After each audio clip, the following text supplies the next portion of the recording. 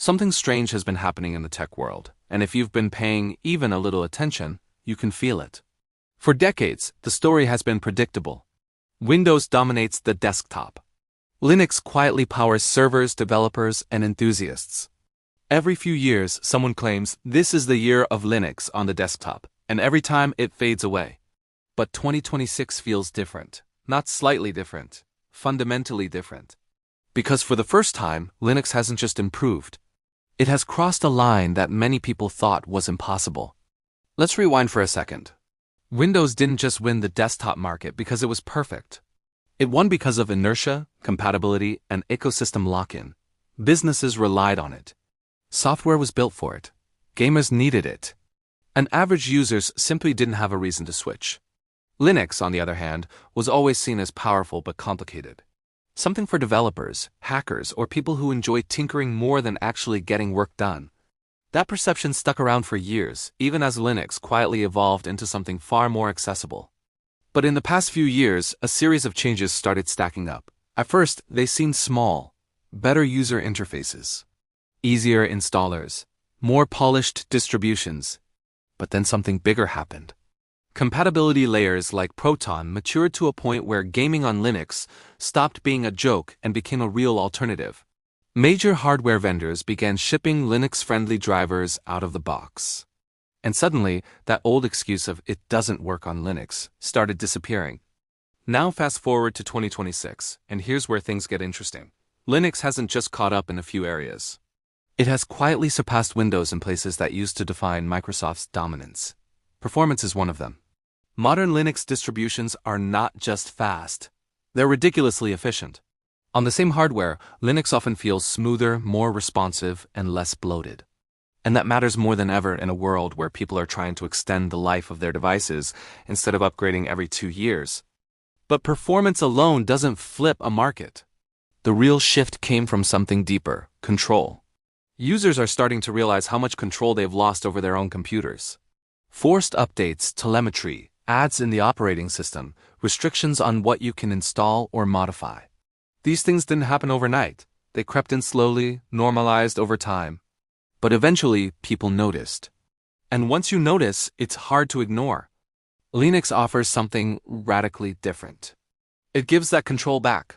You decide what gets installed. You decide when updates happen. You decide how your system behaves. And in 2026, that freedom is no longer tied to complexity. You don't need to be a command line expert to enjoy it. Modern Linux distributions have made it possible for average users to get that control without the old learning curve that used to scare people away. And then there's the issue of cost. Windows has never been truly free, even if it sometimes feels that way. There's always a license, a hidden cost, or a trade-off. Linux, on the other hand, is genuinely free in both senses of the word. Free as in no cost, and free as in freedom.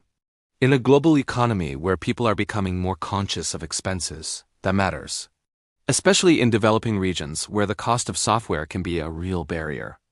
But the biggest shift might actually be happening behind the scenes. Developers are increasingly targeting Linux first, not last. That's a massive change. For years, Linux users had to wait for ports, rely on workarounds, or simply go without certain applications. Now, with the rise of cross-platform development tools, containerization, and web-based applications, the operating system matters less than it used to. And when it does matter, Linux is often the easier platform to support. Gaming, which used to be Windows' strongest fortress, is no longer untouchable.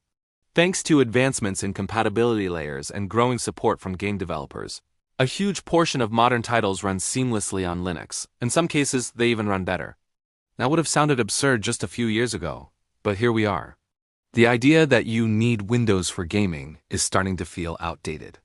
Meanwhile, Microsoft has been making moves that, intentionally or not, are pushing people away. The increasing integration of cloud services, the push toward subscriptions, the deeper embedding of ads and data collection into the operating system. These decisions might make sense from a business perspective, but they come at a cost: user trust. And once that trust erodes, it's incredibly difficult to rebuild.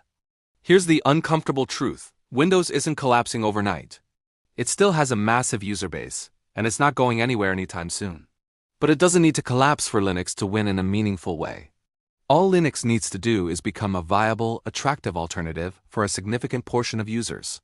And in 2026, it has done exactly that. Think about students, developers, freelancers, and even small businesses. These groups are more flexible. They're more willing to experiment. And they're the ones who are increasingly adopting Linux, not because they have to, but because they want to. That shift in motivation is critical. When people choose something instead of being forced into it, it changes everything. There's also a cultural shift happening. Linux used to feel like an outsider, a niche community that prided itself on being different. Now it's becoming mainstream, but without losing its core philosophy. That's a difficult balance to maintain, but so far, the ecosystem has managed it surprisingly well. You have beginner-friendly distributions that just work out of the box, alongside more advanced options for power users who want full control. Hardware support, which was once a major pain point, has improved dramatically. Plug in a device and it just works. Install Linux on a laptop and everything from Wi-Fi to graphics to power management is handled smoothly. This wasn't always the case, and older users will remember the frustration. But that era is largely over. Another factor that's easy to overlook is longevity.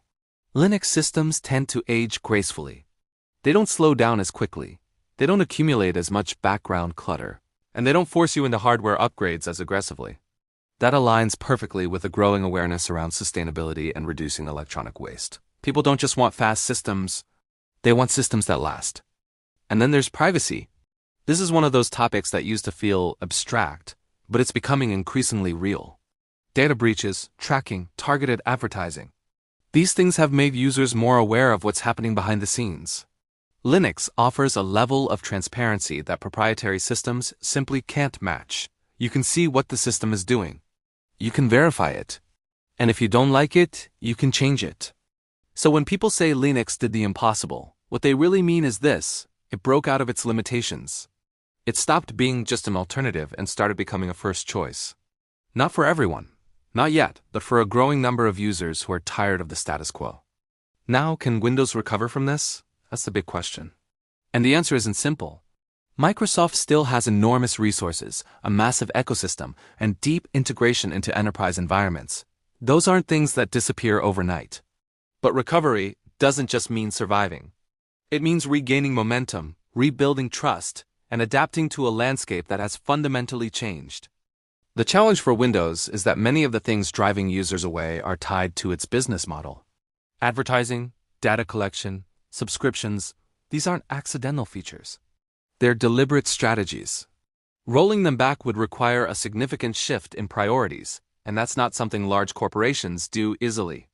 At the same time, Linux doesn't need to defeat Windows in a traditional sense. It just needs to continue growing, improving, and reaching more people. And right now, it's doing that at a pace that's hard to ignore. Every new user who switches, every developer who targets Linux, every company that adopts it. These are small changes individually, but together, they create momentum. Momentum is powerful. It's what kept Windows on top for so long. And now, for the first time in decades, that momentum is shifting. Not completely, not irreversibly, but noticeably. There's also the psychological aspect. Once a perception changes, it tends to stick. If people start seeing Linux as modern, usable, and even preferable, that perception can spread quickly. Especially in a connected world where opinions, tutorials, and experiences are shared instantly. And that brings us back to 2026. This isn't a sudden revolution. It's the result of years of incremental progress reaching a tipping point.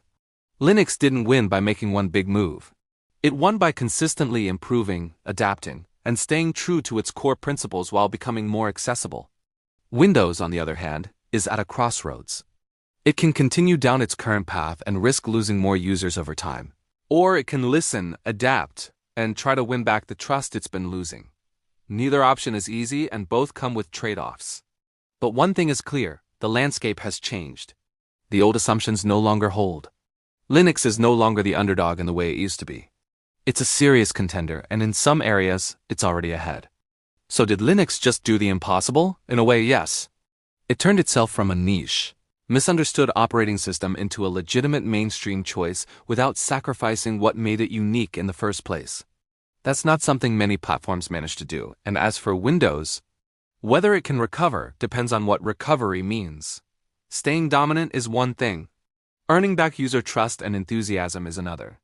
And in a world where users finally have a real alternative, that second part might be the hardest challenge of all.